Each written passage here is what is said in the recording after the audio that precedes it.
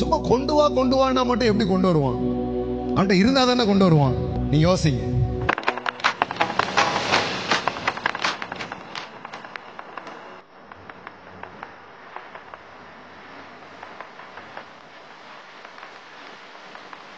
தொழில் செய்றாங்களா, அவங்கள தட்டி கொடுங்க. கர்த்தர் உன்னை ஆசீர்வதிப்பாரு.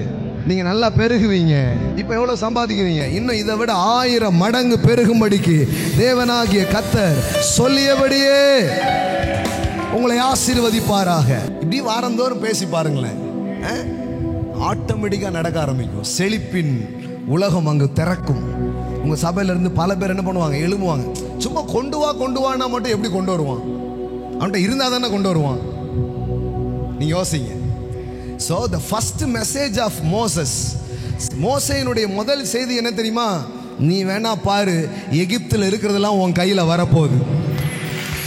இதே தான் பேசிக்கிட்டு இருக்கிறான் மோசே. இத பேச பேச பேச பேச பேச ஒரு நைட்டு அம்புட்டும் இவங்க கையில வந்துடுச்சு.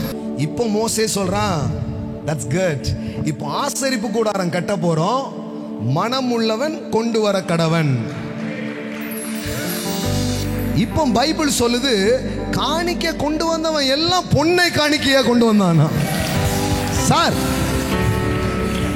சார் கொஞ்ச நாளைக்கு முன்னாடி அடிமையா இருந்தவன், கொஞ்ச நாளைக்கு முன்னாடி சாப்பாட்டுக்கு வழி இல்லாம இருந்தவன், கொஞ்ச நாளைக்கு முன்னாடி அலுமினிய தட்டு கூட இல்லாதவன், இப்போ ஐஸ்வர்யமும் மகிமையும் அவன் கையில வந்துடுச்சு பாருங்களேன்.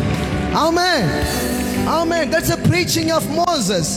அந்த மோசே அதை பேசி பேசி பேசி கர்த்தருடைய கரம் அதை உறுதிப்படுத்தினது. இப்போ வெல்த் யார் கையில வந்துடுச்சு? மக்கள் கையில வந்துடுச்சு. இப்போ மக்களை பார்த்து சொல்றான், கொண்டு வான்றான்.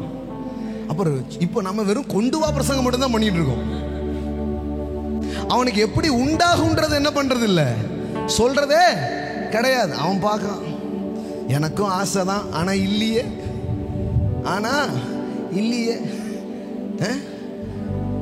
ஸோ செழிப்பு உங்க சபையில உண்டாகிறதுக்கு முன்னாடி நீங்க எப்படி செழிப்பு உண்டாகிறதுன்றதை நீங்கள் அறிந்து கொண்டு அதை மக்களுக்கு என்ன பண்ணணும்? பேசணும்.